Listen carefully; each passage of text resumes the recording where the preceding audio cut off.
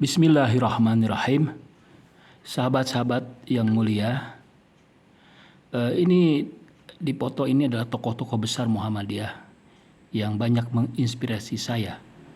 Karena itu saya minta izin kepada beliau untuk menampilkannya dalam YouTube saya nih, agar memberikan semangat dan motivasi kepada kita semua. Saya ingin bicara dengan Anda para mahasiswa yang mulia tentang kelemahan. Setiap orang, setiap mahasiswa, setiap dosen, setiap manusia pasti punya kelemahan. Kelemahan itu bisa jadi sebetulnya hal yang sederhana, namun mungkin bagi sebagian orang, bagi kita menjadi hal yang sangat membebani. Karena mungkin ada trauma di masa lalu, atau mungkin kita pernah gagal, atau mungkin itu hal-hal yang memang bagi kita merupakan mimpi buruk. Misalnya bagi saya, hal yang sangat rumit dan membebani saya adalah hal-hal yang terkait dengan administrasi. Mungkin aneh ya. Misalnya ketika saya menulis, saya paling tidak suka untuk merevisi footnote. Kadang-kadang saya lupa menyebutkan halaman nomornya atau parafrasenya yang tepat saya lupa. Karena banyak sekali detail ya, cara penulisan langsung tidak langsung itu ada rumusannya. Mungkin Anda juga misalnya punya kelemahan lain. Nah, ini pikirkanlah kelemahan ini kalau memang mengganggu proses belajar dan mengajar kita. Namun hal yang paling mengganggu bagi saya adalah hal yang itu merupakan harus menjadi keahlian kita, yaitu literasi.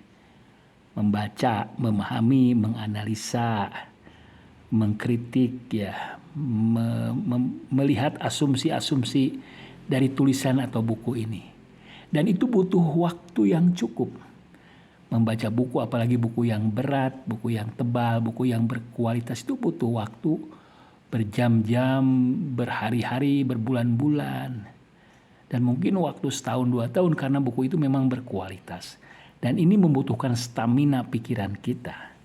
Nah, ini harus kita atasi ya.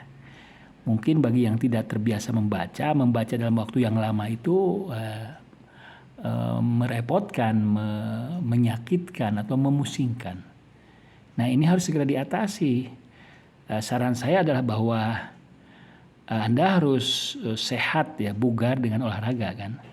Yang kedua, hati-hati dengan makanan-makanan yang mengganggu, misalnya terlalu pedas, terlalu asin, terlalu manis, terlalu pahit dan sebagainya.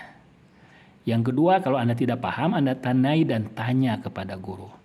Kemudian beri nutrisi jiwa Anda dengan semangat untuk belajar.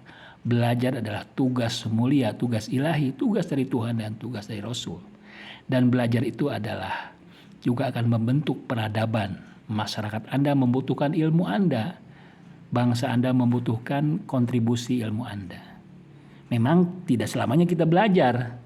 Belajar itu idealnya di waktu muda. Seperti Anda sekarang, karena itu manfaatkan untuk belajar. Salah satu metode belajar adalah membaca. Bagaimana kita mau belajar tapi tidak mau membaca? Karena itu adalah hal yang sangat elementer ya, fundamental membaca itu. Karena itu jangan biarkan otak Anda kekurangan oksigen. Berjalan-jalan, membaca sambil berjalan. Membaca dengan misalnya membunyikan suara Anda. Dengan berbagai kiat dan strategi sehingga Anda terbiasa membaca lama dan berkualitas. Memang bukan seberapa banyak buku yang Anda baca, tapi how you read, bagaimana Anda membaca. Nah, ini membutuhkan kekuatan mental, kekuatan fisik, dan kekuatan jiwa.